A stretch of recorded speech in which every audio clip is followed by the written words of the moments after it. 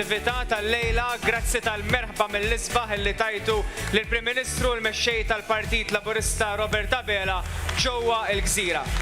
Nsellem lilkom li hawn preżenti hawnhekk il-lejla u nsellem lil dawk kollha li qed isegwuna permezz tal-mezzi soċjali tal-Partit Laburista. Matul din l-attività ser ikollna interventi minn dawk li hawn preżenti hawnhekk ġewwa Teatru l-Orfeum il-Gżira, kif ukoll ser ikollna magħna lil Pablo Mikallef, il-preżentatur li ser ikun qiegħed jagħmel l-interventi u l-mistoqsijiet tiegħu lill-Prim Ministru. Qabel ma nagħtu bidu għal din l-attività se nibdew billi nsellmu lill-kandidati kollha li ser jikkontestaw f'isem il-Partit Laburista fuq l-10 distrett. Joe Etienne Abela, Evarist Bartolo, Felix Buzzuttil Gallia, Rebecca Buttigieg, Michael Falson, Clifton Grima, Damien Spiteri u Dario Vella. Ser nkun qiegħed inħalli mal-ewwel fidejn Pablo sabiex jagħmel il-mistoqsija introduttorja tiegħu lill-Prim Ministru. Pablo, fidejk. Grazzi Wayne, Prim Ministru, lejla tajba minn xejn. Lilek ukoll u l-kull min qiegħed hawnhekk u l-kull min qed isegwina wkoll. Is-sibt flaxija inti jien dawn in-nies miġbura hawnhekk l-Orfeum ngħidu kif is-sib daqsxejn differenti minn tas-soltu li kieku mhux għax kampanja elettorali. Kif ikun is-sibt ideali tiegħek? Is-sibt normali huwa sibt ta' xogħol. Jiġifieri fejn filgħodu wara nofsinhar ukoll ikollok ħafna xogħol li jkun akkumula matul il-ġimgħa dak li ma tkunx laħħaq tagħmel bid-diversi impenji li jkollok mal-ġimgħa, emails li jkunu għadhom blura, korrispondenza li titweġibha. Nippreparaw kollha l-kabinett ta' nhar ta' tnejn li jinżamm kull nhar ta' tnejn. Is-sibt huwa ġurnata ta' xogħol normali, ma mbagħad filgħaxija normalment nħobb noqgħod id-dar ma' Ġorġja ma' Lidja, nsajru xi ħaġa flimkien.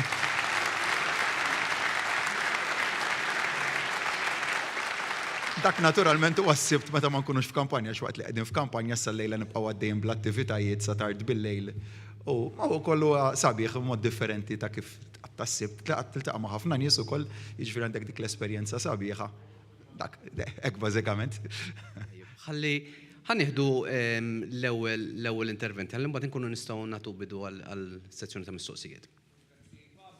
L-ewwel mistoqsija wkoll introduttorja li tagħna il-Prim Ministru ħanistieden issa lil Antonella Rogers li ser tkun qiegħda taqsam l-esperjenza tagħha magħna. Antonella.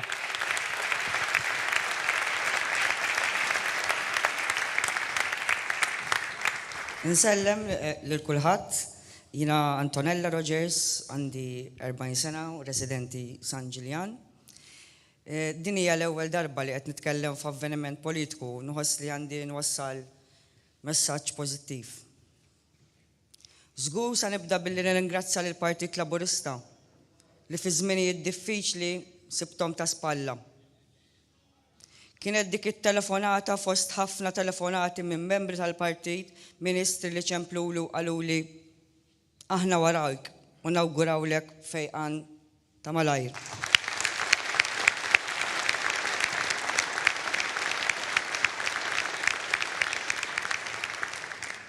Ma ħarsux lej kuluri, ma ħarsux minn kont jew mill-liema kulur kont ġejja, imma ħarsu lej s-saħħa tiegħi li apprezzajta sal-ġurnata tal-lum.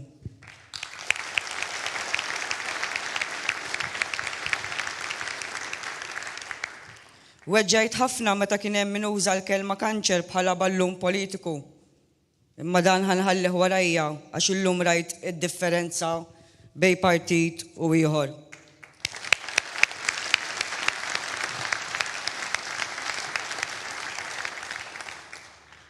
Grazzi wkoll tal-pinna li bxej li ammontaw għal 180 euro fix-xahar li qabel kont inħallas għal-jom. Grazzi li bħala persuna li nagħmel parti mill-komunità LGBTIQ ġejt rikonoxxuta.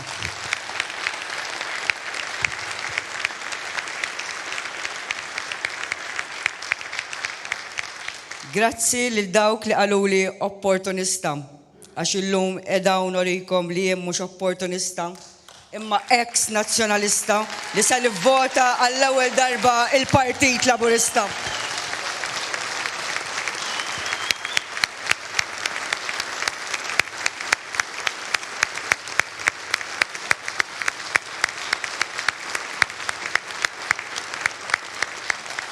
Infakkar li qed ngħixu ġo pajjiż demokratiku li tista' tesprimi ruħek bla biża' u bla ma tiġi attakkat personali.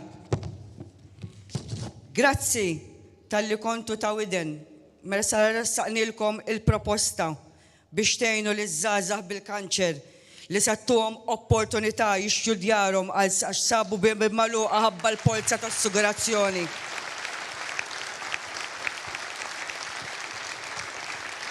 Grazzi. Għax issa bl-iskema New Hope Guarantee aħna meqjusa ugwali bħal ħaddieħor u ma ħallejtux il-kondizzjoni tagħna tikkomprometti il-futur tagħna. Grazzi mill-qalb.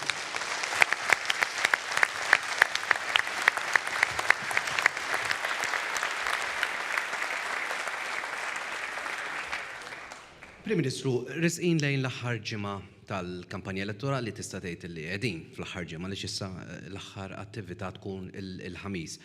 Matul dawn il-ġimgħat li għaddew, iż-żewġ partiti tkellimtu dwar kif taħsbuha dwar qatt ta' temi. Il-Partit Laburista semma qatt ta' miżuri li kienu indirizzati lejn il-familja partikolarment. Però wieħed forsi ikun id-dara l-kwietu jibda jgħid imma fir-realtà dan miżuri li semmew kif se jorqtuni? U forsi dak li jkun jistaqsi wkoll imma issemmew tant miżuri possibbli jistgħu jiġu attwati kollha dawn il-miżuri. X'inhu maħsibijiet tiegħek dwar dan? Fl-ewwel nett huwa possibbli li nwettqu dak il-miżuri għaliex ma nagħta fejqiet. U hemm track record ċar li jitkellem għalina. Dak kollu li wedna implementajnieh u hekk se nibqgħu nagħmlu. Biss insemmi miżura waħda li konna wedna fil-2017 li nżidu il-pensjonijiet mhux tal-li żidnihom b'aktar milli konna wedna.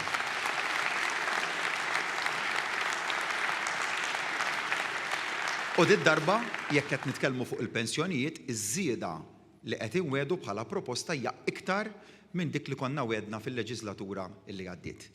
Imma jekk taqbad l-1000 proposta li għandna fil-manifest elettorali u tiġborhom taħt kappa waħda, tista' tgħid li kollha jitkellmu dwar kwalità ta' ħajja aħjar. Fil-miżuri individwali li jorqtu setturi differenti kollha huma mirati lejn kwalità ta' ħajja aħjar. U interessanti ħafna kif meta taqbad id-diversi areas li jittrattaw dwarhom, tara kemm jaqdu flimkien u dejjem biex itejbu dak il-prinċipju ta' kwalità ta' ħajja aħjar. U kif dejna l-kampanja elettorali sa mill-ewwel sigħat li bdiet il-kampanja elettorali tlaqna mill-ewwel nispjegaw il-proposti maġġuri li kellna bdejna bil-proposta tal-ambjent u mbagħad il-diversi proposti oħra li tkellimna dwarhom. U illum nixtieq nagħti anke biex nindirizza d-domanda tiegħek ftit eżempji konkreti ta' kif il-miżuri jew uħud mill-miżuri li semmejna, naturalment m'għandix ċans nispjega l-1000 proposta hawnhekk imma għalhekk hemm il-manifesto mbagħad.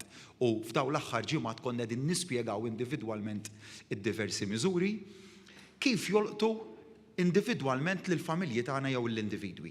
Ħanibda b'familja koppja, żewġ ġenituri li għandhom żewġ titfal ta' taħt is-16 sena u l-koppja jaħdmu tnejn li huma. Ħanibda bil-proposta tagħna dwar żieda fiċ-Children's Allowance. Il-proposta titkellem dwar żieda ta' €450 fuq medda tal-leġislatura, jiġifieri fuq medda ta' 5 snin. Din ma tfissirx li iż-żieda se tkun qed tingħata ġifieri naqbdu nagħmlu l-ewwel 4 snin ma nagħmlu xejn. U mbagħad fl-aħħar sena nagħtu l-€450 le se naħdmuha b'mod differenti. Jiġifieri se nkunu qegħdin nagħtu żieda ta' €90 għal 5 snin mela fl-ewwel sena ħankunu qed nagħtu design.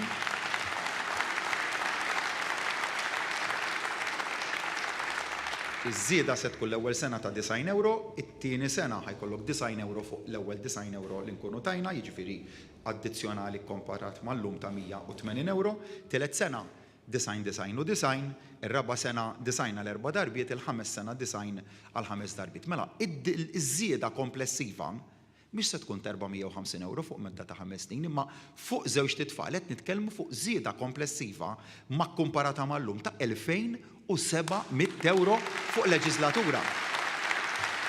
Jiġifieri qed nitkellmu żieda fuq kull wild €1350 fuq kull wild. Jiġifieri żieda kemm se tkun waħda sostanzjali. U mbagħad it-tieni proposta dik li titkellem dwar tax refund u il-tnaqqis twessieħ ta' tax benefits, ġifieri kemm ħadd tifranka bit-taxxa, mit-taxxa u kemm ħadd jieħu bħala ċek ta' refużjoni. Ejja neħdu l-istess kopja u l-istess ċirkostanzi identiċi, jiġifieri dawk ta' familja ta' kopja li l-qlieħ tagħha huwa 20,000 kull waħda mill-kopja, 20,000 u 20,000. Hemmhekk se jkollok tax saving fis-sena ta' 350 euro fuq kull waħda miż-żewġ konjuġi. Jiġifieri total hemmhekk ta' 630 euro tax savings fis-sena. Ġifieri fil-but fuq taxxa ħajfdal 630 euro iżjed għal dik il-kopja. Komplessivament allura fuq medda ta' 5 snin qed nitkellmu fuq is-somma ta' 3,150 euro fil-but iżjed ta' dik il-kopja.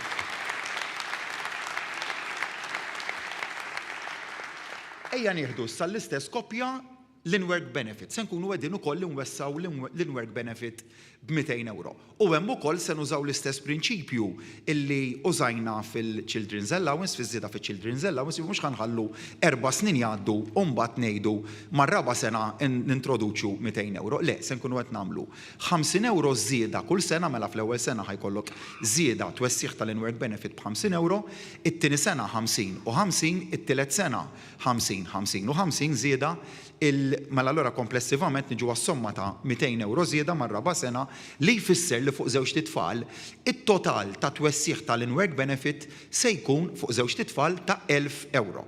Mela qed nitkellmu twessieħ tal-in-work benefit bis-somma ta' 1,000 euro fuq il-medda tal-leġislatura illi jmiss. Mela mbagħad jekk naqdu da' 3 miżuri flimkien għal din il-kopja il-twessieħ tal-in-work benefit, iż-żieda fiċ-Children's Allowance, it-tax savings mill-tax refund kif ukoll mit-twessieħ tat-tax bans, is-somma li ħatibqa' ġifieri l-ammont li ħajfdal fil-but ta' dik il-familja l-added income li se jkollha se jkun ta' 6,850 euro. Fuq medda ta' leġislatura waħda qed nitkellmu, ġifieri ara kemm se jifdal iżjed flus fil-but ta' din il-familja. Ħanieħu eżempju ta' kopja oħra. U biex nerġa' nieqaf fuq dil-kopja l-għadni kif semmejt hawnhekk mhux qed insemmi iż-żieda li se nkunu qed nagħtu fil-benefiċċju għall-attivitajiet ekstrakurrikulari. Jiġifieri aħna hemmhekk se nkunu mit-euro li hemm allokati għall-attivitajiet ekstrakurrikulari bħalissa se nwessaw għal 300 euro fis-sena għal kull wilt il-benefiċċju li jingħata bħala tax credit biex ġenituri jibagħtu l-itfal tagħhom f'attivitajiet ekstrakurrikulari.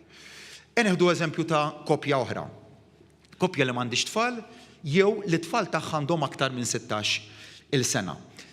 Bil-miżuri li se nkunu qed nagħtu fit-twessieħ tat-tax bans u fir-rifużjoni tat-taxxa, dik il-kopja se tkun se jifdalla żjed fil-but is-somma ta' 3,150 euro iżjed fuq medda ta' leġislatura. Mela dan huma b'mod konkret kif in-nies se jkunu qegħdin jibbenefikaw mid-diversi miżuri illi nidejna. It-tielet xenarju dak ta' kopja b'tifel wieħed li idħul marbut tagħhom flimkien il-combined income huwa ta' 60,000 euro fis-sena. Hemmhekk jekk taqbad it-tliet miżuri li semmejt aktar qabel u taqadhom flimkien, dil-kopja se tesperjenza titjib ta' flus fil-but fuq ta' 5,000 euro fuq medda ta' leġislatura. Ħana tirraba eżempju għaliex nixtieq kemm jista' jkun nolqot eżempji differenti ta' familji differenti wkoll. Single parent. Neħdu single parent li għandha il-paga bażika hemmhekk bil-miżuri li tkellimt dwarhom single parent b'wilt wieħed l-ammont addizzjonali ta' flus li ħajbqa' fil-but tagħha fuq medda ta' leġislatura se jkun ta' 3,425 euro. U nista' nibqa' nsemmi kif id-diversi miżuri li għandna jolqtu lil familji rispettivament, imma il-punt huwa il-prinċipju. Il-prinċipju jibqa' dak li jimxi across the board dak tat-titjib tal-kwalità tal-ħajja u kif dal-miżuri kollha se jħallu meta tarhom flimkien impatt pożittiv fuq il-ħajja tal-poplu tagħna. Imbagħad tqabbel bil-forsi kollok tqabbel għax qegħdin illum kellek l-ewwel grupp ta' nies li bdew jivvotaw bħallum ġimgħa. Bħallum ġimgħa nkunu qegħdin nivvotaw mbagħad il-bqija tal-poplu u bil-fors titqabbel il-manifesti tikkuntrasta il-proposti ta' dak li qed iwejjed ukoll il-Partit Nazzjonalista. Mhux tal-li ma tafx fejn qiegħed magħhom, tal-li huwa ċar li mal-Partit Nazzjonalista tmurar għax anke qed jgħidilna ċ-ċekkijiet tar-rifużjoni tat-taxxa li aħna nagħtu u sad il-ġimgħa qassamna rġajna x'kien meħtieġ il-mument li nagħtu ċekkijiet qed jgħidu daw li mhumiex se jkunu qed iqasmuhom iżjed. Jiġifieri mal-Partit Nazzjonalista mhux tal-li ma tafx fejn qiegħed tal-li saħansitra tmur lura. U għandna jekk tara x'qed jitkellmu fuq it-taxxa, xolqot lil ħaddiema tagħna 96% tal-ħaddiema tagħna bil-proposti tal-Partit Nazzjonalista se jkunu qed imorru lura minn flok il-qudiem 96% tal-ħaddiema tagħna. U għalhekk m'hemmx dubju li dak li qed nipproponu aħna huwa ċar huma miżuri li huma costed li taf biċ-ċert li se jiġu implementati. Mhumiex miżuri b'termini u kondizzjonijiet u ħafna jekk u limmaw bil-kif kif huma dak tal-Partit Nazzjonalista huwa pakkett finanzjarju b'saħħtu ħafna hemm huwa wieħed li huwa doable hemm il-kelma tagħna dak li qed inwedu se nkunu qed nimplementawh jekk il-poplu jogħġbu jagħtina l-fiduċja tiegħu.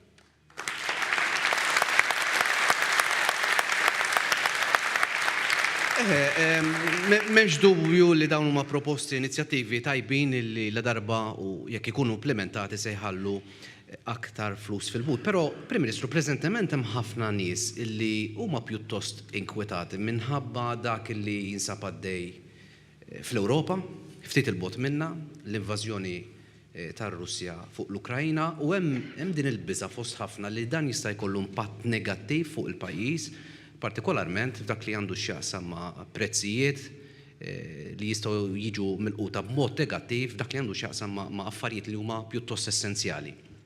Kif tweġibhom dawn in-nies? Hija sfida u hija sfida li mhijiex żgħira. Però li nista' nagħti garanzija u hekk kif tennejt fl-aħħar jiem ukoll il-Maltin u l-Awċin kollha huwa li jekk il-poplu jogħġbu jerġa' jislifna l-fiduċja tiegħu se nkunu qegħdin nieħdu l-miżuri kollha li huma meħtieġa biex nibqgħu nipproteġu lill-poplu tagħna. Dik hija garanzija b'mod ċar illi qegħdin nagħtu.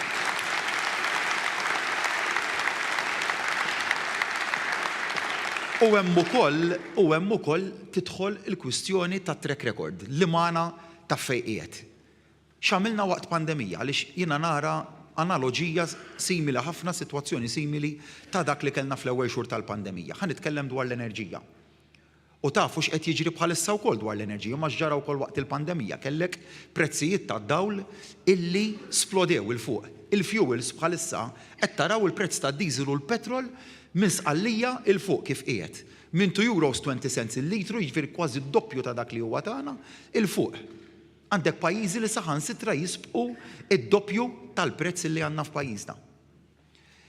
Aħna f'pajjiżna tajna wieda li l-prezzijiet se nżommuhom stabbli u hekk għamilna sa minn Marzu tal-2020 saħansitra f'Ġunju tal-2020 aħna raħħasna l-prezzijiet tal-fuels, id-dawl mollejniex 1 cent. U dik il-weda li qed nerġgħu nagħmlu mal-poplu tagħna ħanibda bl-enerġija. Magħna ta' fejqiet ħadd ieħor qal tola l-enerġija barra u tola f'Malta. Daqstant kien ċar il-kap tal-Oppożizzjoni u aħna bil-kontra. Daqstant ieħor ċari li se nżommu l-istabbilità fil-prezz tad-dawl, tal-petrol, tad-diesel u tal-LPG ukoll, jiġifieri tal-gass. U x'għamil niżjed biex nilqgħu għal realtajiet tal-mument. Tajna, intom hawn li qegħdin hawnhekk din il-ġimgħa rċivejtu ċekkijiet li komplessivament jammontaw għal aktar minn €70 miljun. Jiġifieri ċekk ta' rifużjoni tat-taxxa u mbagħad tajna ċekk ta' stimolu minħabba ċirkostanzi partikolari wkoll biex nagħtu iktar fiduċja lin-nies inżommu l-purchasing power tan-nies li jkun wieħed b'saħħtu tajna wkoll injezzjoni fl-ekonomija tagħna kien dan il-mument meħtieġ u intom tafu bil-provi għax irċevejtu ċekkijiet ġewwa d-djar tagħkom li dak li wedna implementajna. Ħadd ieħor għalilna politika tal-gimmicks din. Il-kap tal-Oppożizzjoni f'dan il-mument fil-waqt li jipprova jbeżża bl-inflazzjoni għaliex aħna għenna lil poplu għalilna politika tal-gimmicks għax għandna kampanja elettorali u nfakru ftit jiena illi f'da sentejn tajna bit 800 miljun f'weight supplement, tajna żewġ skemi ta' vouchers ta' €100 kull wieħed. Ħansemmi ftit mill-ħafna. U żgur ma kellniex elezzjoni dakinhar għax minn Marzu tal-2020 sal-lum għaddew sentejn u għamilna sentejn fejn konna ta' appoġġ kostanti għall-poplu tagħna. Imma mbagħad hemm realtajiet ġodda li ġabet magħha il-pandemija u ħan nitkellem għal dak li jikkonċerna b'mod partikolari l-Ukranja li hija esportatur ewlieni tal-qmugħ u taċ-ċereali. Issa nafu wkoll il-qmugħ u ċ-ċereali huma staple biex jiġu prodotti staple foods imbagħad jekk hux qed nitkellmu fil-produzzjoni tal-ħobż, jekk hux qed nitkellmu għal ħalib, għal ġwies li jridu jingħataw lill-annimali biex ikun jista' jkollna dak il-prodotti essenzjali. Mela hemmhekk aħna fimna mill-ewwel li rridu nżommu għajnejna fuq dan is-setturi partikolari anke biex ma jkollniex żieda inflazzjonarja kemm fil-prezzijiet ta' prodotti bħal ħobs, ikel u l-ħalib, partikolarment l-iktar staple foods. Umbagħad x'ġara? Malli faqqat it-tensjoni ta' bejn ir-Russja u l-Ukranja, ġara eżatt dak li kien ġara f'Marzu tal-2020 meta faqqet il-pandemija. Kellek il-pajjiżi li bdew jirrestrinġu l-esportazzjoni tal-qmugħ u ċereali, naqset il-provvista u jitla l-prezz. Ċirkostanza identika ta' dak li ħdimna biha f'Marzu tal-2020 u rġajna użajna l-istess prinċipji li llum tallimna sew kif inħadmuhom wara sentejn maqbużin issa ta' pandemija. U x'għamilna f'dal aħħar jiem għaliex aħna waqt li għaddejja l-kampanja elettorali xorta ma njorajniex anzi ma troskurajna b'ebda mod il-ħidma tal-gvern, bqajna naħdmu biex niżguraw illi nipproteġu kemm huwa possibbli lil poplu tagħna minn dan l-impatt ta' żieda fil-prezzijiet u għalhekk bdejna b'diskussjonijiet mal-importaturi kemm tal-qmugħ u tal-ġwies. U llum nista' nirrapporta xi ħaġa li hija pożittiva ħarisna wkoll lejn il-faċilitajiet ta' ħażna li għandu pajjiżna partikolarment dawk li jinsabu fil-Cordin Grain Terminal u il-punt li tħaddidna mal-importaturi kien fuq żewġ binarji li ridna niżguraw illi kemm jista' jkun inkopru u nilqgħu milli jkun hemm impatt negattiv ta' prezz fuq il-poplu u t-tieni prinċipju kien is-sigurtà tal-provvista li inti tiżgura illi għandek biżżejjed minn dawn il-prodotti. U wasalna fuq iż-żewġ binarji ġifieri bejn il-bieraħ u llum irnexxilna nagħlqu ftehim mal-importaturi prinċipali ta' dan il-prodotti u l-intervent tal-gvern se jkun jikkonsisti filli nagħtu l-likwidità meħtieġa, jiġifieri l-flus biżżejjed biex dawn l-importaturi jkunu jistgħu jimportaw il-ħażniet li huma neċessarji u allura jkollna ħażna neċessarja għal dik li hija supply. Se jkollna wkoll il-post fejn se jkunu qed jiġu maħżuna il-qmugħ u l-ġwies li huwa ġewwa il-Cordin Grain Terminal u hekk għax-xhur li ġejjin eliminajna r-riskju li jkollna nuqqas ta' provvista kif ukoll li jkollna impatt il fuq fil-prezzijiet. U rritaw neċessarjament nirringrazzja lill-importaturi li ħadmu jitfit magħna bħala gvern kif ukoll il kull min kien involut fid-diskussjonijiet anke min-naħa tal-gvern biex wasalna għal dan il-ftehim li kien wieħed kruċjali. Ma dan imbagħad jiena li terġa' ddur fuq il-prinċipju. Kemm huwa importanti li f'mumenti bħal dawn ikollok min jaf x'qiegħed jagħmel, li jkollok gvern ta' ħila u gvern ta' kompetenza li qiegħed jieħu deċiżjonijiet importanti f'dan il-mument. Grazzi ħafna, Prim Ministru, grazzi Pablo wkoll nieħu din l-opportunità biex infakkar fl-attività ta' għada wkoll fejn nilħqu mill-ġdid il-qofol ta' din il-ġimgħa ta' kampanja elettorali, rally indirizzat mill-Prim Ministru Robert Abela ġewwa l-MFCC ta' Qali Kunċert Together We Can. Se jkun ambjent mill-isbaħ atmosfera mill-isbaħ li qatt ma rajna bħala mtella mill-Partit Laburista. Se ndur issa għal iżjed interventi minn fost il-pubbliku nistieden lill-Ministru Owen Bonnici. Inselmilkom ħbieb, grazzi l-Gżira ta' din il-merħba sabiħa f'dan il-post verament meravigliuż. Jiena għaddej bil-karozza jiena ġej hawnhekk, ftakart għaddejt miħdej l-Università u ftakart meta kont student, issa ilu mhux ħażin, u meta kont student kont ħadd deċiżjoni li nidħol nimmielita fil-Partit Laburista. U d-deċiżjoni tiegħi dak iż-żmien kienet motivata minn żewġ fatturi. L-ewwel nett jiena xtaqt illi f'pajjiżna ikonna riformi illi ineħħu l-aqbut illi kien hemm dak iż-żmien u jieħu lil pajjiżna il qudiem. Dik kienet l-ewwel konsiderazzjoni. It-tieni konsiderazzjoni kienet illi jiena mill-ewwel emmint illi meta niġu għassi u no, meta tasar l-affarijiet, il-partit, l-entità li verament għandha għal qalba l-ugwaljanza, id-dinjità lil kulħadd, lil kbir u lil żgħir huwa il-Partit Laburista. Dawn huma il-prinċipji illi wasluni biex nidħol fil-Partit Laburista. U dak iż-żmien ma kontx waħdi. Kien hemm ġenerazzjoni sħiħa ta' żgħażagħ illi kienet iħarsu lejn stil differenti ta' politika fejn lil dan il-pajjiż nagħmluh iktar ugwali u nirriformawh il-qudiem. Illum ninsabu ġimgħa qabel elezzjoni. U nistgħu immorru għand in-nies, inħarsu f'għajnejhom u ngħidulhom iva, il-Partit Laburista wettaq id-differenza, ġab iktar ugwaljanza u ġab iktar riformi. In-nies is-sibt li ġej ħajkollhom għażla. Inti meta tmur tivvota ħajkollok għażla. Ħajkollok għażla bejn il-gvern, immexxi mill-Prim Ministru tagħna,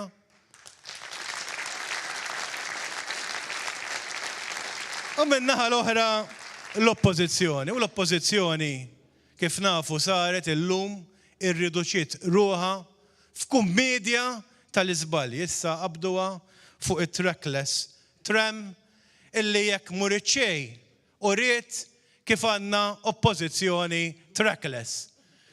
Wieħed jgħid da saqsew il-wieħed minnhom qalulu isma' jekk inti ħadd tagħmel dan it-trackless tram li qed tgħid. X'jiġri mill-lanes? Ikonna nitilfu xi lanes qallu iwa qallu jekk nagħmlu it-tram qallu ċertu lanes irdu ninsewhom. Imbagħad saqsew il-sieħbu qallu jekk intom tagħmlu dan it-tram ħa nitilfu xi lanes. Qallu le. Mela wieħed jgħidlu iva. U liħor jgħidlu le. U mbagħad ikun hemm min jgħid li ma tistaġeb dawn l-affarijiet. Meta il-kap tal-oppożizzjoni innifsu waħda wara l-oħra żbalji wieħed wara l-ieħor. L-ewwel ħaġa li qalilna x'jiena hija jekk insir Prim Ministru. Irrid naqbad il-kwartier u nġibu ODZ. U mbagħad l-għada qalulu imma di tal-ODZ tiegħek x'inhi għax mhux qed nifhimha. Qallu le, qallu jien ħanaqbad l-artijiet f'Malta. Nitfaħħom ODZ imma mbagħad għada pitada narġa' nibni fuqhom. U mbagħad meta qalulu fuq il-costings, qalulu di tal-costings, kemm jiswew? Il-wedi tiegħek għallhom issa fil-mument opportun. Ngħidilkom, illum bdew jivvotaw in-nies u għadu ma qalinniex. Nixtieq inkun naf metu il-mument opportun. Il-wedi tiegħu għalinna jiena ħanejn il-kulħadd, imma mbagħad meta taqra l-fine print, bħal meta tmur u jtuk xi kuntratt miktub żgħir, imma biex intik lajnuna bit-terms and conditions, bil-ifs and buts. Imma l-isbaħ waħda tal-manifest innifsu. Manifest minn l-isbalji jibdluh waħda wara l-oħra, ġurnata wara l-oħra. U allura jiena meta niltaqa' ma' xi nies u jgħidu li ma jiena irrid nara ta' nivvotax jew le. Il-messaġġ tiegħi huwa ċar. Jekk inti ma tivvotax, qed tagħti vot lil dan il-persuna illi ħajħodna lura u mhux il-qudiem. U allura x'inhi l-għażla bħallum ġimgħa? Nhar is-sibt li ġej. X'iridu jagħmlu l-għażla n-nies? U jien għattilkom x'wassalni biex nidħol fil-Partit Laburista meta kont student jien. Issa hemm ġenerazzjoni ġdida illi apparti il-punti li semmejt li aħna wettaqnihom u implementajnihom, issa għandhom aspirazzjoni oħra. Dik ambjentali. U jekk hemm weda li tispirani għal-futur hija l-weda li ninvestu 700 miljun euro, 700 miljun euro biex bħalma milna fuq il-kwistjoni tad-dawlu l-ilma. Bħalma milna fuq il-kwistjoni tat-toroq, hekk ukoll pajjiżna fejn jidħol l-ambjent aħna nkunu nistgħu nimxu pass il qudiem. U allura jiena nappellalkom bibtiegħi u l-ġenerazzjoni li għandha din l-ambizzjoni biex meta tiġi biex tivvota tagħti il-vot tagħha lill Prim Ministru Robert Abela li huwa l-bniedem li ħajjieħu lil pajjiżna fil-futur, ħajati futur aħjar lil uliedna, ħajkabbar il-pensjonijiet, ħajżid l-istipendji, ħajati l-għajnuniet, ħajkabbar ix-xogħol, ħajoħloq il-ġid, ħajati futur aħjar lil dan il-pajjiż li tant inħobbu. Allura Prim Ministru, meta inti tgħidilna il-futur sabiħ, ħassibna warajk għax aħna inħobbu lil dan il-pajjiż u nhar is-sibt li ġej il-koll biħġarna ħammorru nivvotaw lil Robert Abela, lil Prim Ministru tagħna, lil mexxej tagħna, lil Partit Laburista. Grazzi ħafna ħbieb. Grazzi, Owen, ser inkun qiegħed nintroduċi issa u nagħmel interventi ieħor u nistieden lil Christian Zammit, kandidat ieħor f'isem il-Partit Laburista. Christian.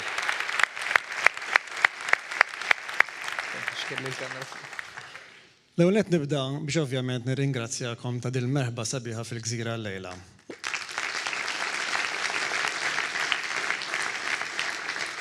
U inkun nonqos jien li ftit sigħat ilu kont qed naqsam il-fliegu bejn Għawdex u Malta biex niġi fostkom il-lejla, nkun nonqos jekk f'dan il-Maltem kbir li l-lejla qed jibla l-art ma nkunx grat u nirringrazzja lil ħaddiema tal-Gozo Channel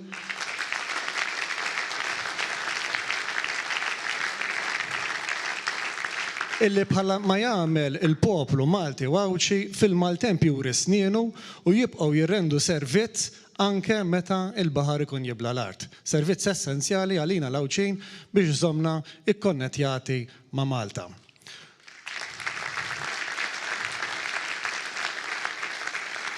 Nalaqgħu ir-ringrazzjamenti billi wkoll inkun grat jiena li għadni kif għaddejt minn baħar iċċaq lejn il-ħaddiema tat-tugboats li lejla qed jagħmlu operazzjoni importanti ħafna fuq it-tanker barra minn baħar iċċaq.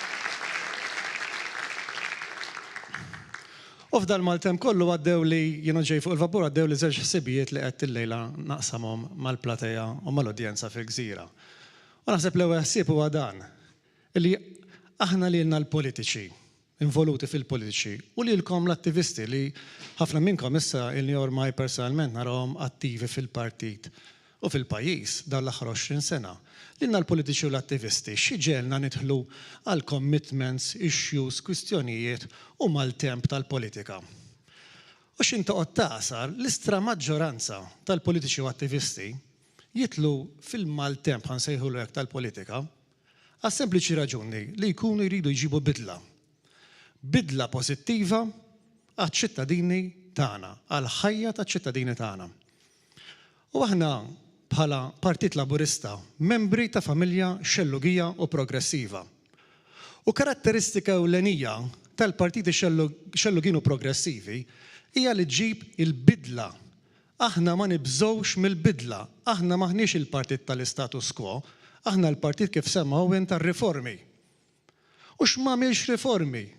Il-partit li tnissel mill-ħsibijiet rivoluzzjonarji ta' Manuel Dimek u l-fundaturi ftit aktar minn 100 sena ilu ta' dik li kienet il-Kamera del Lavoro.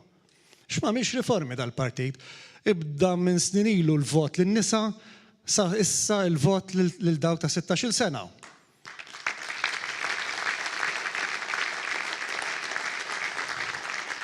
Ir-riformi kbar li jagħmel għal snin ilu, deċenji ilu, għal paga ugwali għaż-żewġ sessi u issa l-inizjattivi kbar li għandna fil-manifest elettorali għal koppji Maltin u Lawċin fir-rigward tal-IVF. Għandek riformi kbar illi saru minn dan il-moviment, minn dal-partit xellugi u progressiv fejn jirrigwarda d-drittijiet tal-komunità LGBTIQ, għal riformi kbar fil-qasam tas-saħħa, tal-housing, tal-pensjonijiet, reċentament tal-liġijiet tal-kirjiet u tal-qbiela għar-raħħala u bdiewa tagħna. Sodisfatti? Qatt. M'għandna nkunu sodisfatti qatt, aħna l-partit tax-xellug, aħna l-partit tar-riformi. U kif għamilna suċċess straordinarju ekonomiku fl-aħħar snin, fejn Għawdex kellna tkabbir ekonomiku bla preċedent, pereżempju, fejn illum ix-xogħol jiġri wara l-ħaddiema Għawdex, l-unemployment huwa prattikament ineżistenti f'Għawdex taħt dan il-gvern. Ma rridux inkunu sodisfatti però wara dawk is-suċċessi ekonomiċi kbar li għamilna dal-aħħar snin. Issa kif qal tajjeb Owen nallaċċa miegħu, issa l-mument li nattakiljaw bis-saħħa l-qasam ambjentali sabiex nollu l-kwalità tal-livell tal-ħajja tagħna. Nazzarda ngħid li huwa suġġett tal-qalbi ħafna, jien naħseb wieħed mill-aktar sindki voċiferi f'Għawdex fejn jirrigwarda l-ambjent. Għas-sempliċi raġuni illi jiena nħoss li parla partit tax-xelluk, aħna l-partit li nistgħu nagħmlu riformi fil-qasam ambjentali, huwa l-partit illi fil-snin li ġejjin f'Għawdex ħanġibu l-ewwel parti tal-partis li tkun carbon neutral. U hemm irridu naħdmu biex nollu l-kwalità tal-livell tal-ħajja tagħna għax ambjent b'saħħtu jfisser li aħna mentalment u fiżikament b'saħħitna.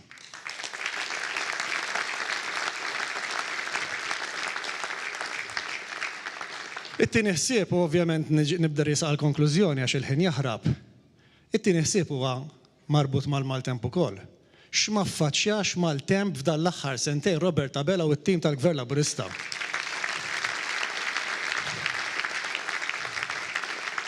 Sentejn pandemija li kellna ajruport fih magħluq, aċċess limitat għal Għawdex, skejjel magħluqin, ħwienet imbarrati, però minkejja li l-previżjonijiet kienu ta' eluf ta' nies li ħajspiċċew bla xogħol, jew inkella eluf ta' negozji se jkollhom jalqu b'mod definittiv bħalma rajna barra minn Malta, hawnhekk il-gvern wieżen il-kulħadd, self-employed, ħaddiema businesses il-kulħadd weżenhom u tagħhom is-saħħa miljuni ta' euro ippumpjati fl-ekonomija Maltija, vouchers, wage supplements, biex komplejna għaddejjin bit kabbir ekonomiku ta' nazzarda ngħid li tkabbir ekonomiku li jħallik assorbit.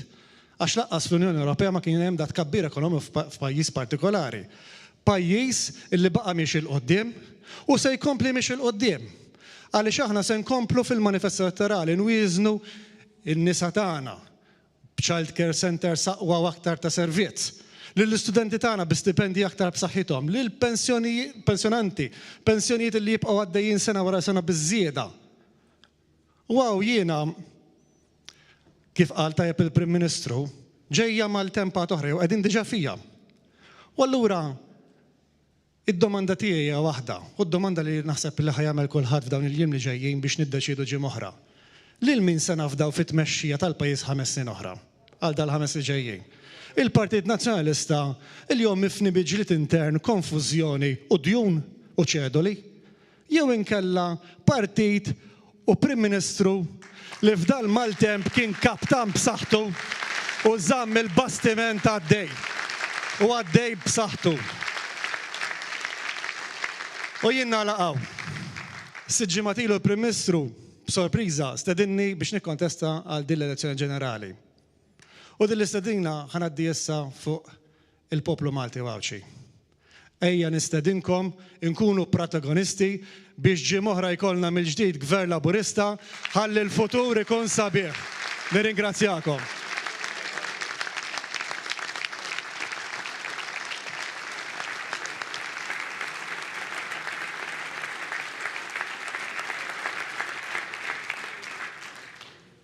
Prim Ministru, din il-ġimgħa tkellimt dwar it-turiżmu u l-proposti tal-Partit Laburista f'dan is-settur.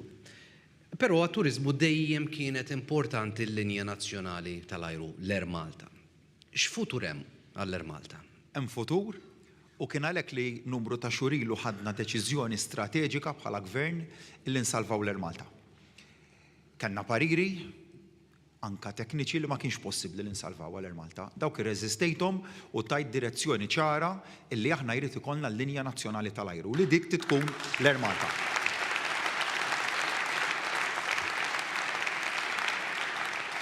U meta nara, u dan huwa wkoll messaġġ li għaddejt anke mal-Kummissjoni Ewropea, aħna l-linja nazzjonali tagħna sservi skop forsi differenti minn dak ta' kull linja oħra tal-ajru.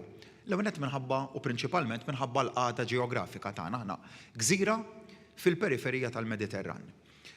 Jiġifieri jekk ma jkollniex linja nazzjonali tal-ajru, il-konnettività tagħna hija btiġi problematika. It-tieni punt, it-turiżmu li jifforma madwar terz tal-ekonomija tagħna. Mela hemmhekk terġa' tidħol il-ħtieġa illi aħna bħala pajjiż dejjem neċessarjament irrid ikollna linja nazzjonali tal-ajru. U anke wieħed mill-messaġġi li dejjem għaddejt mal-Kummissjoni Ewropea f'riformi li aħna rridu nagħmlu jridu jifhmu wkoll dawn iż-żewġ realtajiet kif ukoll il-fatt illi s-suq tagħna, jiġifieri s-suq lokali, huwa wieħed ta' ftit aktar minn 9 miljun persuna. Dak huma r-realtajiet li għandha l-kumpanija. Imma tlaqna minn dan il-punt u llum qegħdin f'pjan ta' ristrutturar tal-istess kumpanija b'mod li dil-kumpanija tiġi waħda vijabbli. U anke għaliex irridu niżguraw li għal ħaddiema tal-kumpanija, ġifieri dawk il-ħaddiema li se jibqgħu ingaġġati mal-kumpanija, nagħtu kemm iċ-ċertezza u l-istabbilità. U sodisfatt li llum nista' ngħid ukoll li l-pjan ta' riforma tal-istess kumpanija miexi l quddiem miexi b'mod tajjeb u l-mudell li wieħed se jkun qed juża fl-operat ta' din l-airline huwa wieħed li qed juri sinjali pożittivi ferm. Imma mbagħad biex wasalna għal dan il-mudell ġdid tal-mod kif se tkun qed topera l-airline kellna bil-fors nagħmlu il-ristrutturar tal-workforce tal-kumpanija, fis-sens li kellek numru ta' impjegati li issa mhux se jibqgħu impjegati mal-Linja Nazzjonali tal-Ajru. Hemmhekk x'għamilna. U nagħti ftit analoġija għax tajjeb illi nfakru ftit fil-passat reċenti ta' dan il-pajjiż ta' meta amministrazzjoni preċedenti ddeċidiet li tagħlaq ix-shipyards. Hemmhekk infakkar bħalissa kellmuna ħafna ħaddiema li indirizzajna l-inġustizzja tagħhom ta' meta l-Partit Nazzjonalista ddeċieda li jagħlaq ix-shipyards u hemmhekk kienu għamlu l-famużi skemi A, B u C. Ħafna ħaddiema jgħidu li bir-rikatt kien ikollok toħodhom dak l-iskemi jew toħodhom inkella ma taf se jiġri minnek. Mhux ma taf se jiġri minnek tispiċċa fit-triq. Dik li kien ġara. Aħna wkoll issa bħala parti mill-mod kif se nkomplu nsewwu l-inġustizzja tal-passat, indirizzajna dik l-inġustizzja ma rajna wkoll issa meta ġejna l-sitwazzjoni ta' kumpanija li se nkomplu nsaħħuha li naraw li dak il-ħaddiema li ma jistgħux jibqgħu jaħdmu fil-kumpanija mhux ngħidulhom grazzi m'għandniex bżonnkom iżjed, ma tarax mela l-imħabba lejn il-ħaddiem qatt tista' twaslek illi tagħmel hekk.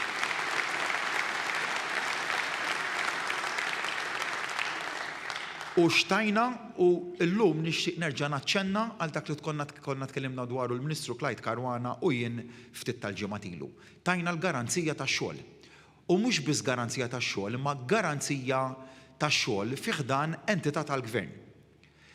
Bżieda magħha tajna il-garanzija ta' take home pay, jiġifieri il-kundizzjonijiet tax-xogħol kollha li għandhom il-ħaddiema tal-Ermol tal-lum, inkluż is-salarju u l-kundizzjonijiet l-oħra, dawk se jibqgħu igawdu minnhom. Jiġifieri dawk il-ħaddiema li mhux se jibqgħu impjegati mal-Ermolta se jimxu għal entità oħra tal-Gvern bl-istess paga, bl-istess kundizzjonijiet, jiġifieri bit-take home pay, u se jibqgħu fih dan entitajiet tal-Gvern. Dak huwa punt li nixtieq niċċaraħ ħafna. Jista' jkun li kien hemm element ta' inċertezza u għalhekk qiegħed hawnhekk illum li qed nerġa' nagħti din il-garanzija ċara tax-xogħol u tal-kundizzjonijiet tax-xogħol. Veru li l-Ermolta ħadet daqqa bil-pandemija u kif tista' ma tieħux meta intkellek sitwazzjoni fejn l-ajruport tagħna ġie magħluq, it-turiżmu tafu li għal dan l-aħħar sentej tal-perjodu tas-sajf li għadda u ftit is-sajf ta' qabel kellek realtà li t-turiżmu kien dak li kien id-dħul tal-Ermolta huwa maġġorment mit-turiżmu, jew tista' tgħid prattikament kollu ġej mit-turiżmu, u allura kellek dar realtajiet. Imma wkoll minkejja l-isfidi li ġabet il-pandemija, meta ġejna l-mument tad-deċiżjoni, direzzjoni politika tagħna kienet ċara, insalvaw il-kumpanija, nirristrutturaw, imma f'dak il-proċess ta' ristrutturar irrid niżgura illi ma jkun hemm imqar ħaddiem wieħed illi jbati. U hemmhekk hemm dik il-garanzija li hija waħda ċara, se nibqgħu nimplementawha jekk il-poplu jogħġbu jagħtina l-fiduċja nhar is-sibt illi ġej, dik il-garanzija hija waħda ta' ċertezza. Xtaqt li nerġa' neħdok lura fuq l-aspett tal-familja, l-importanza tal-familja u l-koll naħseb naqblu li l-edukazzjoni hija kruċjali għall-futur ta' dan il-pajjiż. Il-Partit Laburista qed iwiegħed u jikkommetti din il-garanzija għat-tfal. U xtaqtek li tispjegalna daqsxejn fiex tikkonsisti u għaliex qed tħossu din il-ħtieġa li tniedu din il-garanzija. Kellna watanna l-garanzija żgħażagħ u dik waslet għal fost lanqas rati ta' qatt anke fl-Unjoni Ewropea fost iż-żgħażagħ tagħna. U issa dik il-garanzija rridu nittrasportawha wkoll bħala garanzija ta' tfal, ġifieri nwessawha u noħolqu l-garanzija ta' tfal. L-ewwel nett għaliex bħala moviment, bħala Partit Laburista nemmnu fil-prinċipju tal-mobilità soċjali. Li inti tlaqt minn fejn tlaqt dejjem ikollok l-istess opportunità biex tavvanza l-qoddim. Ġej mill-ma familja ġej. Huwa x'inhu huwa l-financial background, irid ikollok l-istess opportunità. U nemmnu wkoll it-tieni prinċipju li l-edukazzjoni hija ċavetta ewlenija biex tiffaċilita l-proċess tal-mobilità soċjali. Mela, jekk nemmnu li l-edukazzjoni hija ċavetta, allura rridu insaħħu kemm jista' jkun il-proċess edukattiv ta' tfal tagħna. U kif se nkunu qed nagħmluh dan? Spjegajt aktar kmieni żewġ miżuri, tisħiħ ta' Children's Allowance kif ukoll it-twessieħ tal-in-work benefit, it-twessieħ tal-Children's Allowance, li nsaħħu Children's Allowance biex nagħtu sosten lil familji, it-twessieħ tal-in-work benefit biex ninċentivaw il-bżulija u x-xogħol għal dak il-ġenituri li għandhom it-tfal li jibbenefikaw mbagħad dak il-kopji mill-in-work benefit, imma se nkunu qegħdin nagħmlu iżjed. Il-bonus tal-relatat ma' twelid jew mal-adozzjoni kien 300 euro, żidnieh għal 400 euro, issa se nkunu qed inżiduh għal 500 euro. Dik hija waħda mill-ewwel miżuri li se nkunu qegħdin nagħmlu. U mbagħad is-servizz ta' childcare li se nkunu qegħdin inwessawh għal dak il-kopji illi mhux neċessarjament ikunu qegħdin jaħdmu. Jiġifieri fil-waqt li waħda mill-kundizzjonijiet maġġuri ta' childcare kienet li l-ġenituri jridu jkunu qegħdin fid-dinja tax-xogħol, fis-suq tax-xogħol, issa se nkunu qegħdin nestendu b'mod wiesa' iċ-childcare biex ma jkunx hemm dik il-limitazzjoni li tkun neċessarjament qiegħed taħdem biex tibbenefika miċ-childcare b'xejn. U mbagħad insemmi wkoll il-finanzjar ġa semmejt aktar qabel tal-attivitajiet ekstrakurrikolari dawk relatati marti kultura prinċipalment. Se nkunu qed inwessaw il-tax credit minn 100 euro nittriplikaw għal 300 euro biex niżguraw ukoll li bżieda mal-edukazzjoni formali, ġifieri l-edukazzjoni li tieħu minn fuq il-bankijiet tal-iskola, il-ġenituri u anke jekk ikollhom limitazzjonijiet finanzjarji, xorta jkollhom l-opportunità li jibgħatu tfal tagħhom għal dawn l-attivitajiet tant importanti. Nista' nitkellem bħala ġenitura hawnhekk nara il-bidla li rajt fil-formazzjoni tal-karattru tat-tifla tiegħi meta bdiet tattendi attivitajiet ekstrakurrikolari. Daqstant kemm huma importanti il-parti akademika, hekk ukoll il-parti tal-jinnaf jekk huwiex is-sfin, jekk huwiex il-balè, dawk jagħmlu differenza kbira l-attività sportiva. U għalhekk se nkunu qed nagħtu dal-inċentiv nittriplikaw il-benefiċċju li għandna f'dak is-sens. U mbagħad se nkunu qegħdin nagħtu laptop xejn lill-istudenti kollha tas-7 sena, jiġifieri meta tibda l-parti sekondarja tal-edukazzjoni u se nkunu qegħdin nwessaw ukoll l-inizjattiva ta' One Tablet per Child biex tkopri wkoll l-edukazzjoni sekondarja. Imbagħad għandna realtà ta' familji li huma low income, jiġifieri jisu minn 14,000 euro l-isfel fis-sena ta' dħul. U hemmhekk se nkunu qegħdin nagħtu uniformi b'xejn kif ukoll servizz ta' internet bażiku.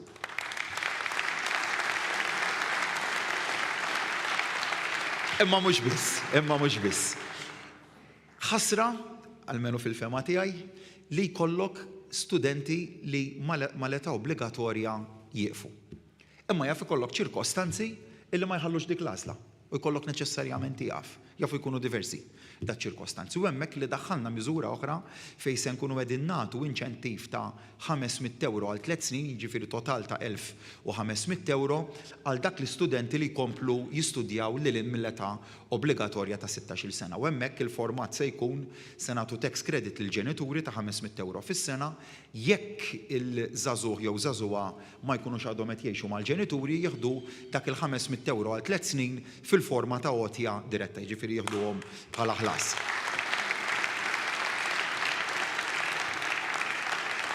U qed nitkellmu fuq l-edukazzjoni, nitkellmu fuq iż-żgħażagħ ukoll mbagħad nagħtu twessieħ ta' inċentivi oħra li qed nagħtu liż-żgħażagħ tagħna fosthom meta jiġu biex jixtru l-ewwel dar tagħhom. U xrajna, il-prinċipju li gwidana hemmhekk kien illi għandek realtà li l-aktar snin diffiċli ta' meta tixtri l-ewwel proprjetà tiegħek ikunu dawk meta għadek fil-bidu tal-ħlas tal-lon, mela għandek il-kapital li huwa wieħed għoli, għandek li maxijiet li jibdew joqorsu, u allura l-ewwel snin tar-repayment tal-lon ikunu dawk li l-aktar ikollok tagħmel sakrifiċċju finanzjarju. U x'kien il-kunċett allura biex nindirizzaw dik ir-realtà? Mela anka biex kemm jista' jkun il-miżura l-inċentiv ma jiġix assorbit f'żieda fil-prezz minn min qed ibih. Ħloqna dal-mekkaniżmu li permezz tiegħu il-gvern se jkun qiegħed ta' kull sena iħallas 1,000 euro mill-ħlas tal-loan tal-first time buyers tagħna għal medda ta' 10 snin, jiġifieri qed nitkellmu fuq ħlas ta' 10,000 euro mill-ħlas tal-loan tal-first time buyers tagħna.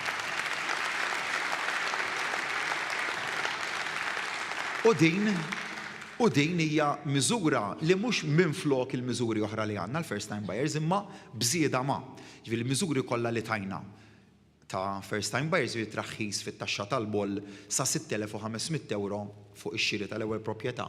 Miżura li gawdew minnha 28,000 persuna. Dik mhux se neħħuha, dik se nħallu hemmhekk u se nżidu din magħha. Jekk hux qed nitkellmu dwar il-miżuri ta' first time buyers li jkunu qed jixtru fil-proprjetà fil-UCA, fl-Urban Conservation Area.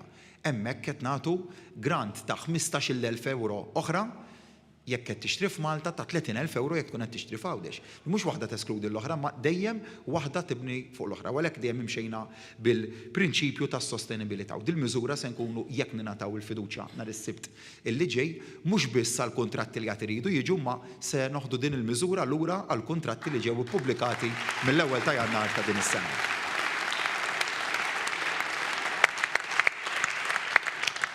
Grazzi, Prim Ministru. Ħankunu qegħdin induru għal l-aħħar żewġ interventi issa minn fost il-pubbliku preżenti u nistieden lil membru parlamentarju l-kandidat Andy Ellul. Insellmilkom. Illum wara nofsinhar qabel ġejta u għamilt xi puntini biex naqsamhom magħkom. Imma meta ġejta u l-lejla u rajt żgħażagħ, ġenituri, pensjonanti, tfal, iddeċidejt li ma nħares lejhom dawn il-puntini u nitkellem fuq ir-realtà, fuq il-fatti, għax dawn ma jmerihom ħadd. Irrid ngħid ukoll li laqdinaw is-Sibt fil-għaxija f'din il-kesħa, nista' ngħid illi intom kull wieħed waħda minnkom baħri tal-maltemp bħalma kien il-Prim Ministru Robert Abela f'dawn l-aħħar sentejn. Jiena ma ġejtx il-lejla biex noqgħod infaħħar il-Prim Ministru ma biex nitkellem dwar fatti. U x'kienu dawn il-fatti?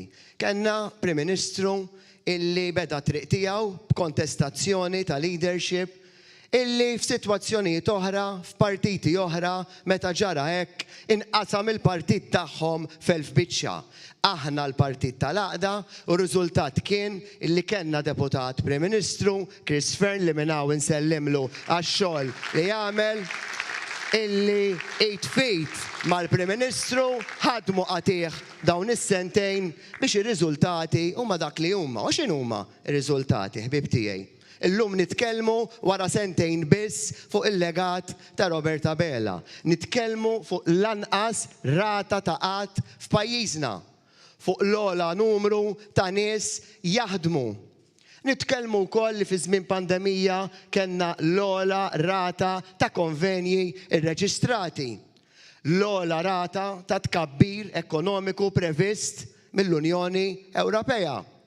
Minkejja dan però, minkejja li l-pandemija serqetilna sentejn mill-leġiżlazzjoni tagħna, wettaqna 90% tal-manifest elettorali.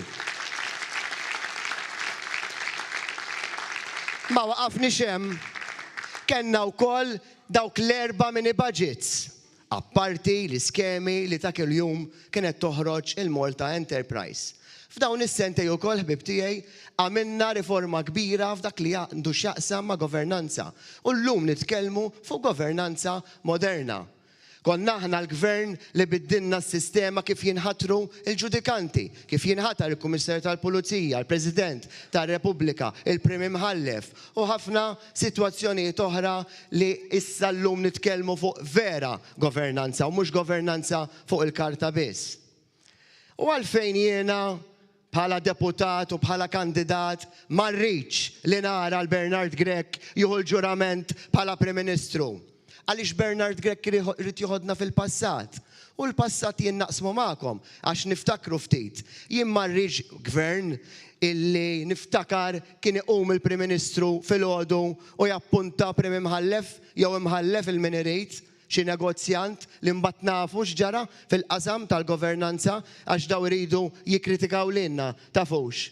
Jien niftakar kif kienu jsiru il-promozzjonijiet fil-korp tal-Pulizija, kien jinħatrulek 10 supretendenti u forsi kien jiżżerżaq xi wieħed laburist. Jiena ma rridx li jkun hemm gvern arroganti li jkollok Ministru tal-Finanzi illi jgħidlek kif tidu tidrawhom il-kontijiet tad-dawlu l-ilma. Jien ma rridx gvern illi jollilek taxxa wara l-oħra fi żmien ta' fil-2008 meta kellna l-kriżi finanzjarja, meta post sibnieħ ta' spalla. Jien ma rridx laqqas li jkun hemm Bernard Grek li jerġa' jifriża il-pensjonijiet kif kien għamel. U allura għalfejn jiena bħala deputat laburista u kandidat ħanamel ħilti kollha biex fis-26 ta' Marzu nagħtu l-ewwel mandat lill Prim Ministru Robert Abela. Ħanejdilkom għal xiex, għaliex irrid nara illi vera nagħmlu qabża l quddiem fl-ambjent. U jien m'għandix dubju li bħala commitment li għamilna ta' 700 miljun ħanibdlu wiċċ Malta, kif għamilna meta sar il-commitment fl-2017 dwar l-infrastruttura. U ħarsu madwarkom u taraw it-toroq li għandna llum. Jien irrid nara illi il-pensjonijiet jibqgħu jissaħħu sena wara l-oħra. Irrid nara li l-familji jibqgħu jimirħu bit-twessieħ tat-tax bends. Qed ngħidu li ħanolluhom b'1,700 għas-single, għall-miżżewġin u għall-ġenituri. Irrid nara il-garanzija taż-żgħażagħ li aħna nkunu hemm ta' spalla għalihom.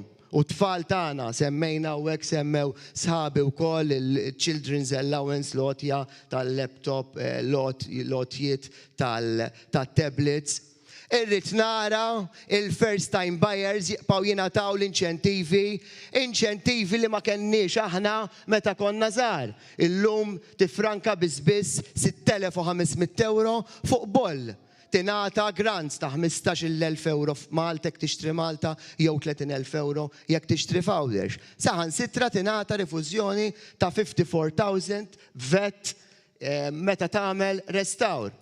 U jiena nibda nagħlaq ħbib tiegħi billi ngħidilkom l-għażla fis-26 ta' Marzu għandha tkun waħda bil-għaqal fejn naħsbu għal 5 snin li ġejjin u nsaqsu lil nfusna min tridu li jagħmlu jikomplu jagħmlu qed naraw hekk il-Ministru Michael Falzon ir-riformi fil-qasam soċjali. Il-Ministru Michael Falzon jew il-David Aġus. Il-min tridu Ministru tas-Saħħa, il-Chris Fern jew il-Marija de Gwara. Il-min tridu taraw jitlat taraċ ta' Kastilja lil Robert Abela jew lil Bernard Grek. U allura l-appell tiegħi finali huwa wieħed illi kull wieħed u waħda minna illi jimmilita fil-Partit Laburista aħna kollha li qegħdin hawn niffurmaw parti mill-Partit Laburista għandna l-obbligu li nibqgħu naħdmu sas-26 ta' Marzu fl-10 ta' bil-lejl biex noħorġu il-kulħadd jivvota minkejja dal-ġid kollu li għamilna. Jiena nemmen illi hemm barra baqa' xi nies illi forsi ma smajnihomx, forsi ma smajniex biżżejjed il-karba tagħhom, forsi nqasnihom ukoll. Imma jiena ngħidilkom illi kemm il-darba it-tuna il-fiduċja jien m'għandix dubju illi kif għamilna f'din il-leġislatura ħankomplu naħdmu biex minn dan il-manifest elettorali igawdu l-familji Maltin u Għawċin kollha. Grazzi ħbib tiegħi. Grazzi lill-Lendi Ellul qabel ma nerġgħu nduru mill-ġdid fuq Pablo, il-Prim Ministru se nistieden l-aħħar intervent tal-lejla s-Segretarju Parlamentari Chris Aġus. Grazzi. Insellem lek Prim Ministru, insellem dil-meġema sabiħa f'din il-fortizza f'din il-parti ta' Malta. Jiena ġej minn fortizza fin-naħa t'isfel ta' Malta, il-Gżira fortizza f'din il-parti ta' Malta meqjusa f'distret diffiċli. U grazzi li intom tinsabu għaw f'din id-dar tagħna wirt ta' missirijietna laburisti ta' Gżira. Grazzi għalihom għandna din id-dar fejn konu nistgħu nagħmlu dawn il-laqgħat. Bħalissa bħallum ġimgħa bħalissa ikun jonqosna satej sabiex jalaq il-vot. U allura baqanna ġimgħa neqes satej sabiex aħna flimkien magħkom l-attivisti, il-kumitati, inkomplu nikkonvinċu aktar nies. Ħdimna biżżejjed sabiex ikonna maġġoranza assoluta, maġġoranza b'saħħitha sabiex nagħtu l-akbar mandat lil Robert Abela sabiex ikompli jmexxina b'dan il-manifest daqshekk b'saħħtu, manifest ta' 1000 proposta li jkompli jagħmel il-ħajja tagħna Maltin u Għawċin ħafna ħjar. Jiena llum qisni bħala wieħed mill-veterani tal-partit illi naħdem elezzjonijiet mis-76 fi sferi differenti tal-partit. Qabel konna waħlu l-karti fi Żemil Perit Mintoff fis-76, segretarju tal-Kumitat tal-Labor. Illum vesti differenti. U għalija l-elezzjonijiet dejjem kienu jfissru eżami. Hekk kif student jekk jipprepara, jekk jistudja, jersaq għall-eżami b'ħafna fiduċja. L-istess partit jekk jaħdem, jekk ikun viċin fin-nies, viċin in-nies, jersaq għall-elezzjoni b'fiduċja li l-poplu se jkun warah, il-poplu se jivvutalu għaliex il-poplu jkun konvint li dak wettaq sabiex il-ħajja tal-Maltin u Għawċin kienu aħjar. U aħna hekk għamilna bħal da żmien sentej f'Marzu tal-2020 għax naħseb kultant ninsew. Kenna l-ewwel każi tal-pandemija f'pajjiżna. Kienu sentej diffiċli ħafna fejn jiena niftakar Prim Ministru kont laqqa l-kabinet darba 2-3 fil-ġimgħa. U ma niddejjaqx ngħid li ġieli kont imbeżza u nkwetat għaliex l-esperti kienu jgħidulna li se jkollna ħafna mwiet. Se jkollna 20 ta' eluf li jitilfu l-impjieg. U daw rajnijhom f'pajjiżi oħra, pajjiżi b'ekonomiji kbar minn tagħna, jikrollaw, sptarijiet mifquwin, ma jleħqux, imwiet, kumpaniji kbar multinationals li għalqu, u aħna, għal-grazzja tal-Alla, u grazzi għad-direzzjoni ta' Prim Ministru. Konna maqudin fl-imkien sabiex enna n-negozji, enna l-familji tagħna, kenna is-servizz tas-saħħa ippreparat, il-Malti jgħid taħseb fil-ħażin ħalli tajjeb ma jonqos, u hekk għamilna aħna, u konna preparati. U ħriġna b'saħħitna, konna fost l-iktar pajjiżi li kellna l-ewwel dożi tat-titqiba kien hawn qal kif jista' jkun Malta pajjiż daqshekk l-iktar li qed itaqpu nies. Iżda konna dak il-pajjiż l-iktar li taqqabna nies bl-ewwel doża, bit-tieni doża u anke bil-booster. U llum pajjiżna ħareġ minn din il-pandemija nħarsu quddiem għar-rebbija u għas-sajf li bħala poplu inkomplu nistgħu nikbru. Il-figuri juru li minkejja li ħriġna mill-pandemija għandna l-iktar ekonomija li qed tikber fl-Ewropa. Pajjiżna qatt ma kienaw daqshekk nies jaħdmu u l-figuri tal-qatt qatt ma kienu daqshekk baxxi. Daw mhux b'kombinazzjoni, daw għax kellna gvern bil-aqal immexxa b'kaptan bidejh sodi fil-maltemp. U allura jiena ngħid li meta tara dal-affarijiet il-poplu l-lum jaf jażel. Il-poplu jaf jiżen. Il-poplu jaf li issa li wasal il-moment se jmur hemm u jiddeċiedi fuq dak li sar. U l-poplu sar jiddeċiedi lil min irid, ser jiddeċiedi jekk iridx il-kredibilità ta' Robert Abela, jew ankella il-U-turns u t-taħwit ta' Bernard Gregg. Il-poplu ser jiddeċiedi jekk iridx tim immexxi minn Robert Abela maqut warajh, b'tim ta' players, tim Malta, maqut warajh, jew kella tim immexxi minn Bernard Gregg, kull jum b'xi storja ġdida xi plejer jitilqu. Illum smajna storja ġdida. Somma dawk problemi tagħhom jaħsbu għalihom huma. Jew kella il-poplu ser jiddeċiedi iridx manifest b'saħħtu, maħdum, berf proposta, inkella ħajiddeċiedi fuq manifest li jinbidel kull sija. U jiena xtaqt naqbad punt mill-manifest Prim Ministru, naħseb ftit għandna ħin inti qed gawdi t-tifla u jiena ngawdi n-nepotijiet għax tiegħi kibru. Ftit baqgħna ħin, però naħseb li waħda mill-isbaħ proposti li hawn f'dan il-manifest hija li aħna ħankunu qed nofqu 700 miljun sabiex noħolqu spazji ġodda. Illum kull min għandu tfal jaf li f'pajjiżna ma tantx hawn fejn toħodhom. U allura naħseb dik kienet waħda mill-iktar proposti li minna ser igawdu l-familji tagħna. Allura nħarsu l-qudiem sabiex dan il-manifest jiġi approvat nhar is-Sibt u allura jkollna tmexxija ġdida, tmexxija ta' Robert Abela. Ħaddieħor, ħanikkonkludi. Ħaddieħor l-unika counter argument, ma nafx il-kelma bil-Malti, l-argument kontra ta' daw il-proposta tagħna għalli u jnaqqas bċajta maħad pieċir nismaħħa di, għalli il-headquarters tagħna jagħmilhom ODZ. U jiena ngħidlu għawek għat nara ħafna ċuħ li fid-disajniet ħabbatna ħafna bibien flimkien ma' Manuel Kuxkiri sabiex ġbarna lira minn kull familja sabiex kenna d-dar tagħna. U jiena ngħidlu laqqas biċċajt ma jmisseketta għaliex di weġġajt lil minu bħali li ħabbatna ħafna bibien fid-disajniet sabiex kenna d-dar tagħna. U allura biex nikkonkludi, naħseb nhar il-ġimgħa din il-ġimgħa li ġejja baqanna ftit iktar xogħol aħna li qegħdin hawn miġburin u oħrajn fil-kwitta darhom irridu nikkonvinċu aktar nies. Nikkonvinċu aktar nies sabiex ikonna maġġoranza b'saħħitha, mandat b'saħħtu ir-Robert Abela sabiex flimkien b'tim maqud warajh inkunu nistgħu nipplementaw l-1000 miżura li għandna fil-manifest. Grazzi.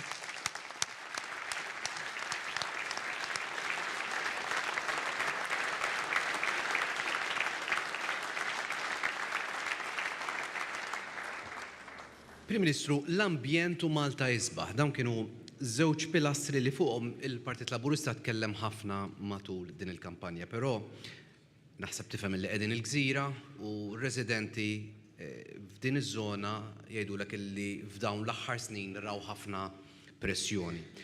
Kif se tassigura lin-nies tal-inħawi illi tejbilhom ħajjithom għas-snin li ġejjin?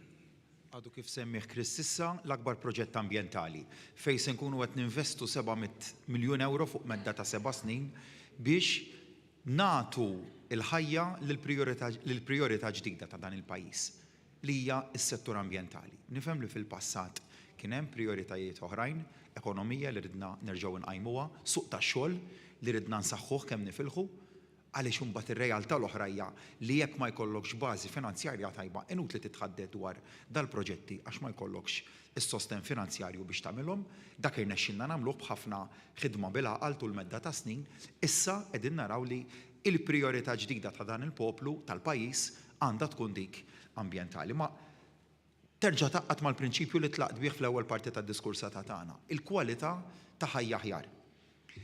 Il-kredibilità li rrid ikollok biex twettaq dan il-proġetti u l-kredibilità li toħroġ mill-fatt li aħna ma qed nitkellmu fl-arja, imma sa mill-bidunet tal-kampanja elettorali mhux biss għadna ħanamlu proġetti ambjentali, għadna kemm se nonfqu u għadna fejn se nagħmluhom.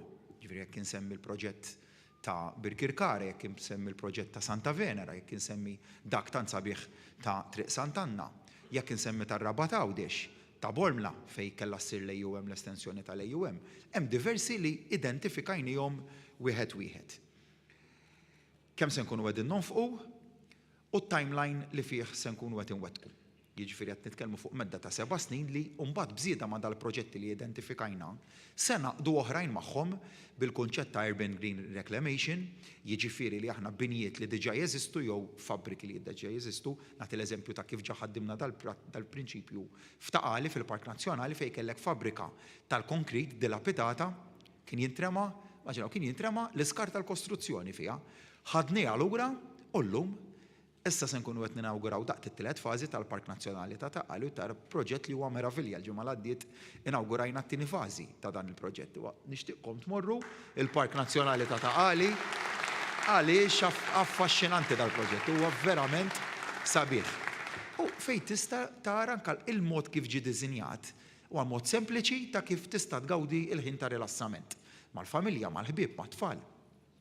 U nemmnu fl-importanza tal-ħin tad-divertiment, tal-kwalità tal-ħajja. Mhux biss ix-xogħol, u hemmhekk fejn tikkomplementa l-prinċipju tal-kwalità tal-ħajja, x-xogħol, il-ħin ta' divertiment, ta' rilassament, u għalhekk li rridu naraw mbagħad li fiċ-ċentri tal-irħula tagħna rridu naraw li jinħolqu pulmuni ġodda. F'dal proġetti qed indaħlu kunċetti innovattivi jekk insemmux dak ta' San Ġwan u dak ta' Triq Sant'Anna wkoll li qegħdin naraw li minn fejn illum jgħaddi traffiku ma tistax inti tgħid ħanagħlaq triq arterjali u minn fejn ħajgħaddu l-karozzi mbagħad. X'għamilna? Ħankunu qed ngħaddu il-vetturi minn tanelli, jiġifieri ħajkunu qegħdin jgħaddu minn taħt l-art u mbagħad fis-saqaf jiġifieri fuq fil-wiċċ tat-tanil se jkollok spazju miftuħ aħdar li fih jistgħu jgawduh il-familji tagħna. Ħadd ieħor minn Triq Sant'Anna jrid jgħaddi trek l-estrem. Ma mbagħad dik hija wkoll waħda mid-deċiżjonijiet illi rridu niddeċidu dwarhom is-sibt illi ġej. Kunċett ieħor li qed naħdmu fuq huwa li qiegħed fejn qiegħed fil-Gżejjer tagħna ma jkollokx għalfejn tuża vettura biex ikollok aċċess għal wieħed minn dal-ispazji, ġifieri tkun within walking distance għal spazju li huwa aħdar u miftuħ. Hemmhekk ukoll it-tieni kunċett qed naraw ukoll li nixtru ġonna li huma privati u nikkonvertuhom f'ġonna pubbliċi, ġifieri dal-kunċetti innovattivi għal gżiritna imma li se jagħmlu differenza kbira x'immaġinak inti. Ġinien privat li ma tistax tidħol fih illum l-għada ssibu miftuħ fi żmien qasir se ssibu miftuħ u tista' tmur tqatta' ftit ħin ta' rilassament fih. U lura l-kredibilità aħna 5 snin ilu għedna li se ninvestu 100 miljun euro fis-sena fi proġetti infrastrutturali tat-toroq. Dik il-kelma tajnija u għattaqnija. U llum qed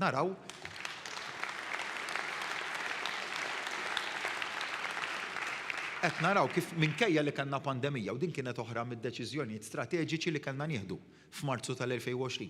Se nibqgħu għaddejjem bil-proġetti infrastrutturali niftakar li nitkellem min Borċ mal-Ministru. Ħankomplu, se naqsu jew se nieqfu. Se nipprioritizzaw il-nefqa tal-ispiża fuq il-pandemija biss jew ħanibqgħu għaddejjin. U d-deċiżjoni kienet ara ma naqtawx anzi nibqgħu nimbuttaw biex naħdmu iżjed.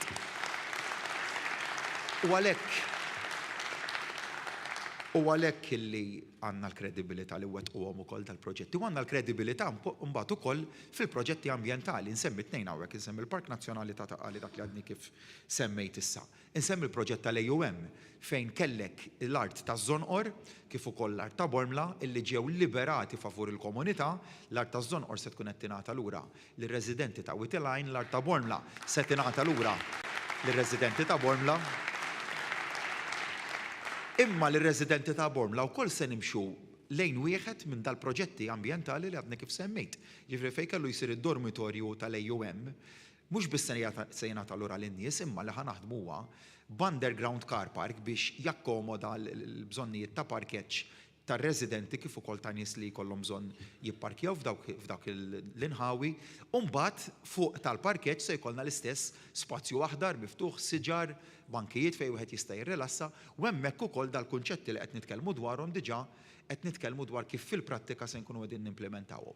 U mbagħad insemmi miżura oħra missejt magħha wkoll aktar qabel dik li ninċentivaw in-nies li jixtru ferjas li huma UCA, ġifri fil-qalba tal-irħula kif ukoll li jixtru proprjetajiet li ilhom mibnin għal numru ta' snin imma li huma battal. Hemm ukoll qed nagħtu direzzjoni differenti lil fejn nemmnu li għandu jmur is-settur tal-iżvilupp f'pajjiżna, imma qed nagħmluh mhux billi ngħidu li min issa tajjeb jew ħażin ħa drittijiet fl-2006 meta l-Partit Nazzjonalista bidel il-pjani lokali, dak drittijiet li nħolqu mill-Partit Nazzjonalista. U allura qed nagħtu issa inċentiv biex dak li jkun se jixtri, flok jixtri proprjetajiet li għad iridu jinbnew jew li għadhom jinbnew fil-periferija tal-irħula, minn flok ninċentivaw jixtri proprjetajiet ġa mibrija, ġa qegħdin ġol qalba tal-irħula u terġa' tgħidu mbagħad nagħtu inċentivi semmija għandi bħal rifużjoni tal-VAT jekk inti tirrestawra dak il-proprjetajiet biex kemm jista' jkun nagħtu direzzjoni ġdida wkoll l-iżvilupp nagħmluh wieħed li jkun sostenibbli u li jibbilanċja mal-viżjoni ambjentali tagħna. Ninsabu fl-aħħar ġimgħa, ftit ġranet tal-kampanja elettorali. Il-priorità tiegħek x'inhija? Li nkun mal-nies kif qiegħed hawnhekk.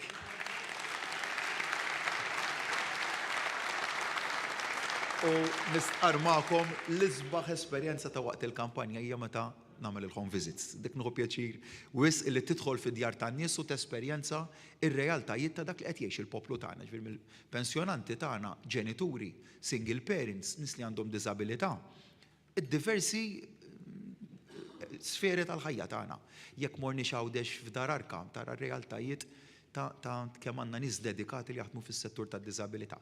U bekk imbagħad tkun tista' timplementa miżuri u policies illi jindirizzaw il-ħtiġijiet partikolari ta' dan is-setturi partikolari tal-ħajja tagħna. Kienet kampanja elettorali li kellek realtà li kellna żewġ summits fiha. Jiġifieri kellna summit informali ta' ftit tal-jemilu li nsar ġewwa Franza biex nindirizzaw il-tensjonijiet li hemm ta' bħalissa bejn l-Ukranja u r-Russja. Kellna summit ieħor preċedenti li nżamm ġewwa Brussell. Jiġifieri xorta waħda hemmhekk aħna rajna li l-prijorità minkejja li waqt kampanja elettorali tkun it-tmexxija tal-pajjiż. Imma nemmen li ħaq hemmhekk ukoll bilanċ tajjeb. Kellna realtà oħra f'dal aħħar xhur illi ir-restrizzjonijiet tal-pandemija fixkluna minn dak il-kuntatt man nies. Allura qegħdin kemm jista' jkun issa nippruvaw impattu għal dak forsi ġimgħat jew xhur illi tlifna f'home visits u f'kuntatt dirett man nies imma nemmen ukoll li hemmhekk mixjin tajjeb ukoll. Imma sa għada f'nofsinhar jibqa' id-dritt li tista' tmur tiġbor il-vot mill-ases jew mill-kunsilli lokali skont il-każ. U għalhekk nagħmel dal-appell hawnhekk lin-nies biex imorru u jiġbru id-dokument tal-vot.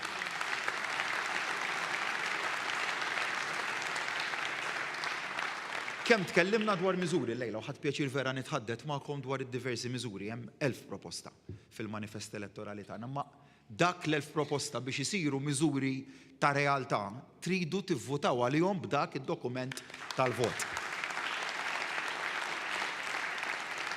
Huwa l-vot li bis-saħħa tiegħu intom se tkunu qed tiddeterminaw il-futur tagħkom, il-futur tat-tfal tagħkom, il-futur tagħkom, il-futur tal-pensjonanti tagħna, il-futur tan-negozji tagħna u l-futur ta' pajjiż. Jekk għad hemm weġat li forsi qed iġibukom xettiċi dwar x'għandkom tagħmlu nhar is-sibt li ġej. Ersqu lejna ħan indirizzaw il-weġat tagħkom. Qegħdin hawnhekk biex nisimgħu. Huma x'inhuma dak il-weġat, qegħdin hawnhekk biex nisimgħu u qegħdin hawnhekk biex noffru s-soluzzjonijiet. Li tibqa' d-dar imma jew li ma tiġborx id-dokument tal-vot mhijiex soluzzjoni. Fadal numru ta' jiem li nistgħu nindirizzaw id-diversi weġat, imma jekk taqblu mbagħad ma' dak il-proposti li hemm fil-manifest elettorali. U hemm sens wiesa taqbil illi ħafna nies qed jgħidu kemm huma pożittivi dan il-miżuri u kemm nistgħu nigwadanjaw minnhom. U għalhekk nappella biex kulħadd jeżerċita d-dritt tiegħu tal-vot ħalli dak il-miżuri inwettquhom, nagħmluhom realtà u jibbenefika minnhom il-poplu Awċi u Malti kollu u jibbenefika l-pajjiż. Grazzi u nawguralek.